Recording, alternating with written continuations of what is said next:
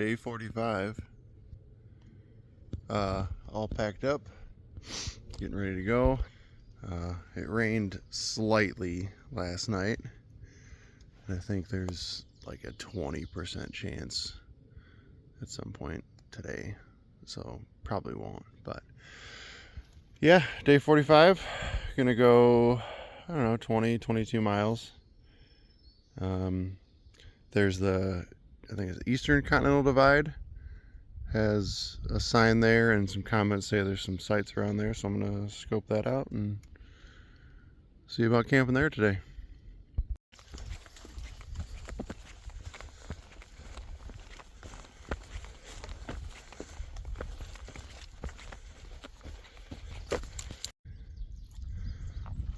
Looks like going into the mountain lake wilderness.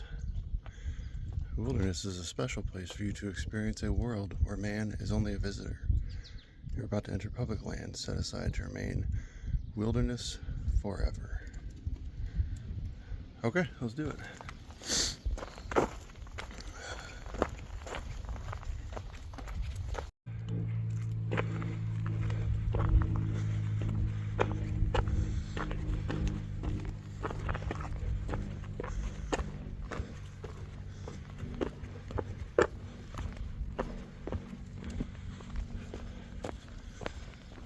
Going no-bow?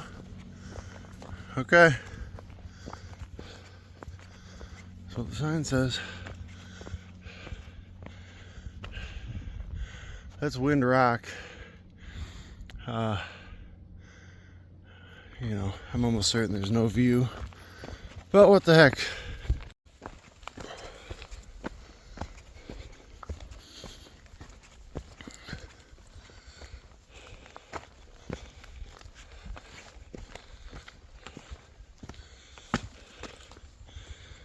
All right, there's some kind of view.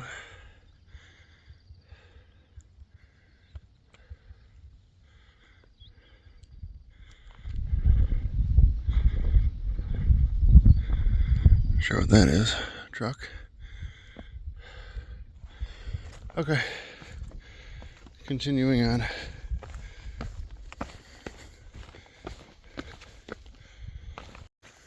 There's going to be a few things that we come across today. One of them is a second Kelly knob. I'm pretty sure we already went over one way back. I want to say it was the very first day of crossing into North Carolina. I could be wrong, I'd have to double check, and if I don't, someone in the comments can correct me on that, but it was way back then. And then we're going to get to the Kefir oak today, a big old massive tree. And then yeah, come to the Eastern Continental Divide, where sources say that there are quite a few campsites to choose from around there. So I'm going to try to make it that far, which I should be able to, because yesterday I did 25.9 if we're being technical, and I left, I don't know, maybe a half hour earlier than I did today, so I think 22 should be no problem, and even get to camp a bit earlier. But there was something like upper fours, almost 5,000 feet of elevation between last night's camp and the divide, so I'll have to put in some work today, but I think I can do it.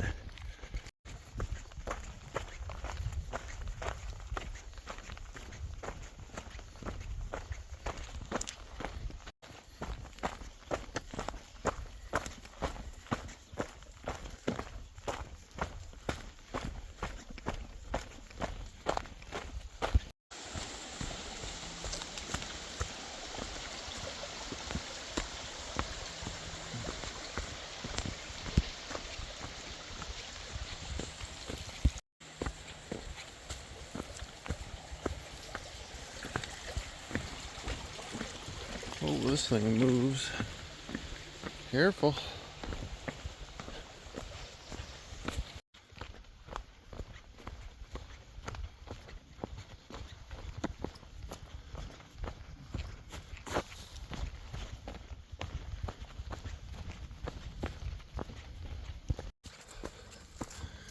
Been climbing for a little while. Just a pretty gradual climb. And I do believe we're gonna pick this one up and head that way, which will be, I think the highest point I've been able to see would be that Kelly Knob. But yeah, a few miles worth of going up, and then once at least I'm up there, it'll just be, you know, bopping around. But working on the big climb.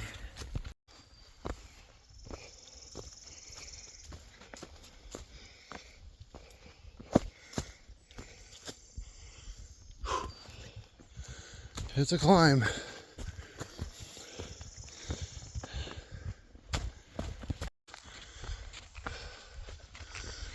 Well, I do believe that'll be the first trail magic of Virginia. I'm trying to keep moving. I'm on a big uphill, but that trail magic was from Easy Boy and his dog Molly. Cooler full of sodas and a couple adult sodas. So I had a Yingling, some Fritos, and a Butterfinger. He says about 2/3 up this thing, which I hope so, because that is up there. But I came from down there. But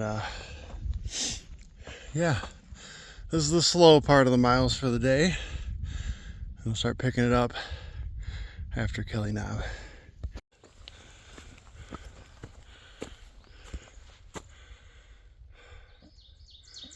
Almost there.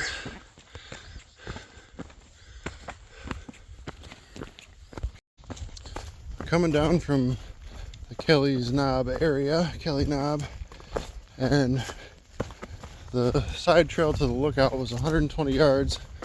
All the comments about it were that it's overgrown and the view isn't that great anyway, so I kept going. But this downhill is just about as steep as the uphill on the other side, so that's what we're working with. But a few miles from that Keffer Oak, and then I think a handful of miles after that to where I'm planning on camping. So still progressing.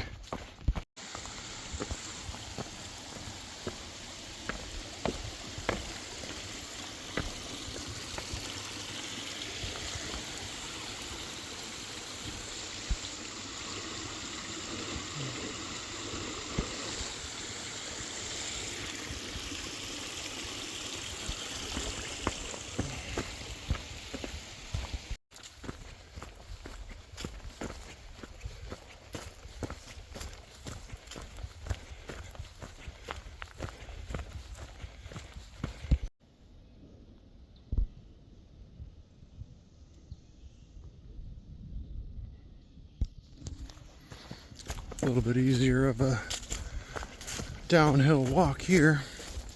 I haven't checked the map, so I'm trying not to keep looking at it so it takes longer to get somewhere, but I believe I'm working my way down to that Keffer Oak.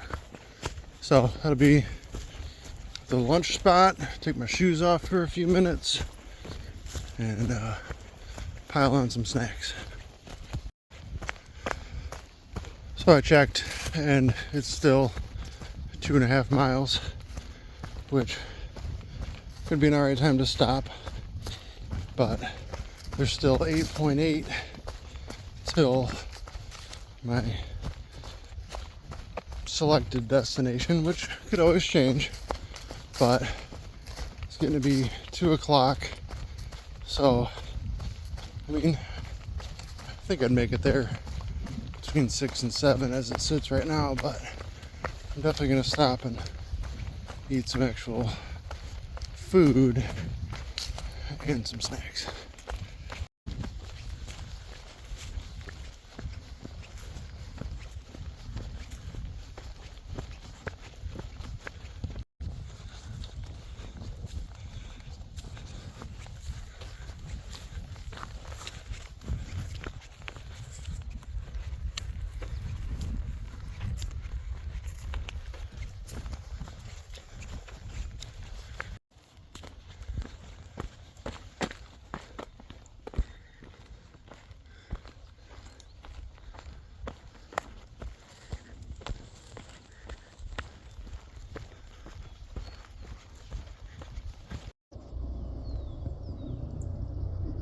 What used to be an old truck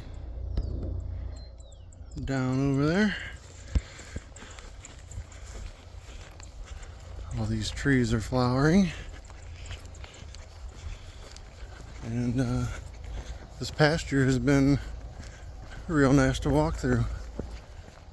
Different change from being in the woods, but it looks like we're going back into the woods.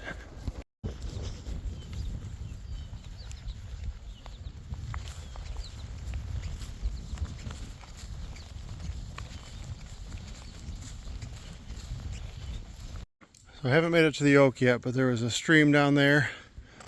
I refilled some water and just had my lunch there. Big climb right after it. But here's this cool little old structure here. Someone knows the story behind it, but it's just out here in the woods, up a big old hill. Anyway, that's pretty neat. It's just out there. So that oak tree is shortly ahead of me. So here it is.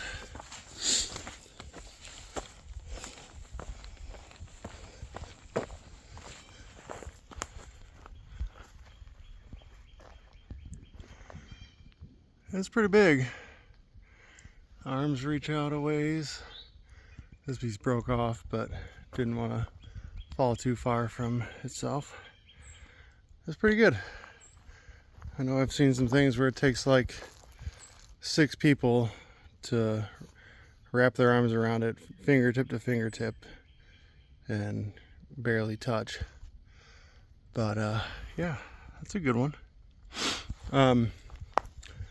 On the Pinhoti Trail, there's one called the Gannett Poplar, and it's like the biggest tree somewhere or the other. And that thing was big around and very, very tall. It was taller at one point, but some storms must have broken off some parts of the top. But now I've seen 2 of the largest trees of some way or another.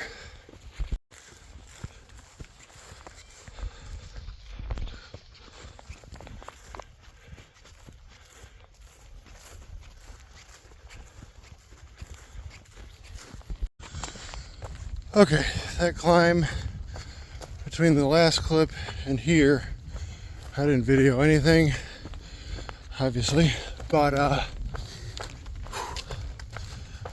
lot of it was pretty straight up, and then the rest of it was a ton of built-in steps, whether they used rock slabs or wood.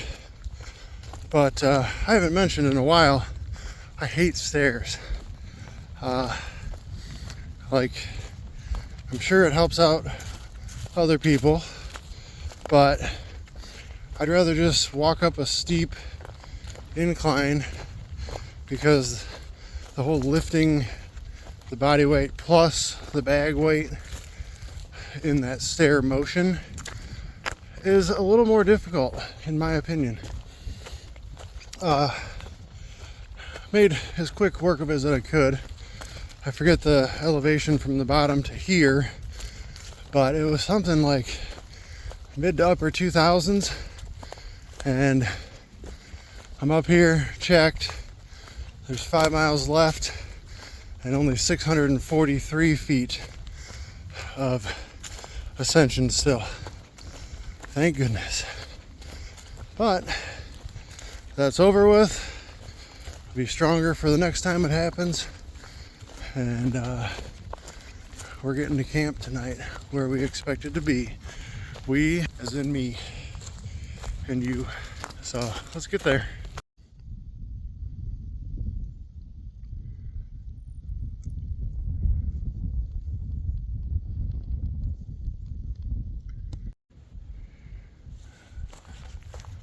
Bunch of piles of rocks up here.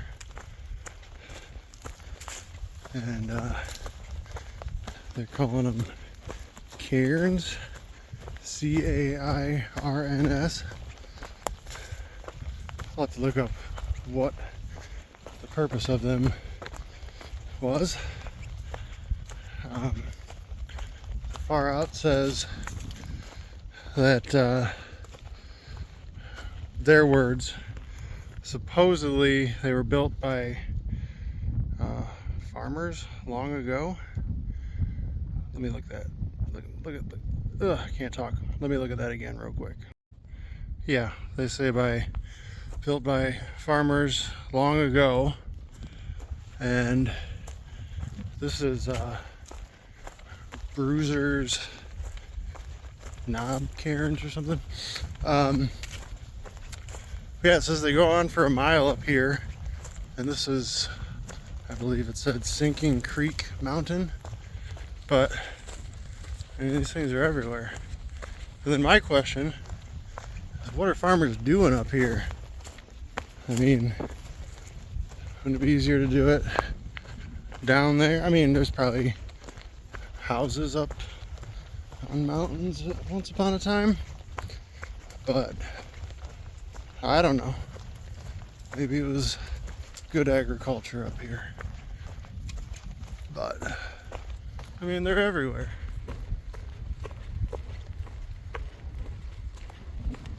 That's cool. Okay, so I was just reading a little bit about them. And they're basically used as markers or burial mounds. Sometimes used to mark summits of mountains, which would make sense up here, except why do you need so many to mark summits? I feel like one would do. I'd rather not lean toward burial mound. Not that I'm afraid or nothing, but if that's what they are, I might, reconsider my camping location for the night, but I'm sure it's fine.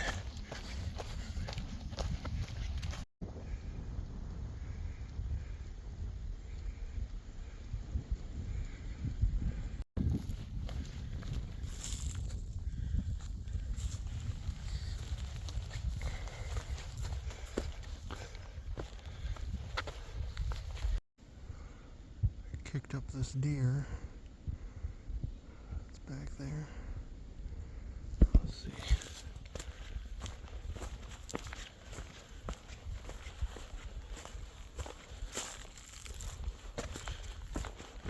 Oh.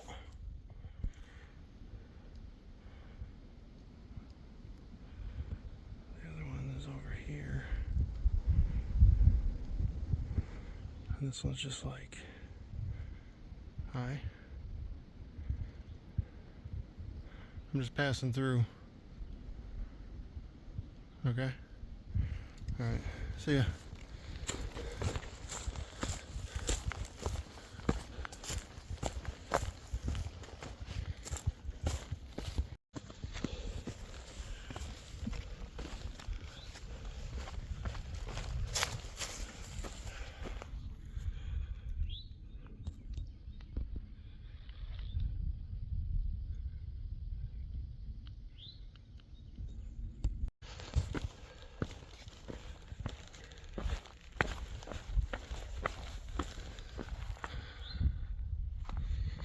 Still at that lookout.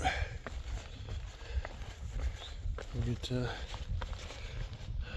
walk sideways on these slanted rocks. But it was a good view to do it.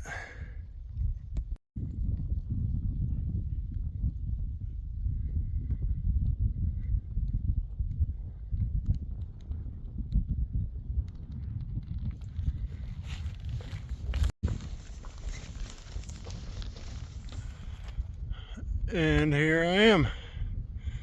So waters over here flow toward the Mississippi River and into the Gulf of Mexico, and waters over here flow toward the Atlantic Ocean. So it's pretty cool. Now I'm gonna find a spot to put my tent and be done.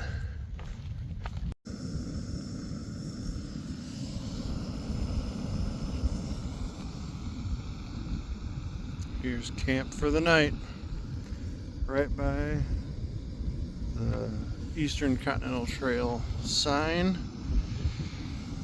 And yeah, making some dinner.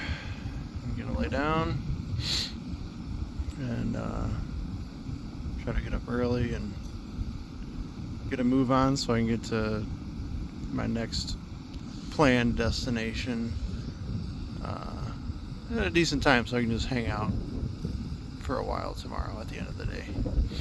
But yeah, 22 on the dot to here, and I'm hungry and ready to relax.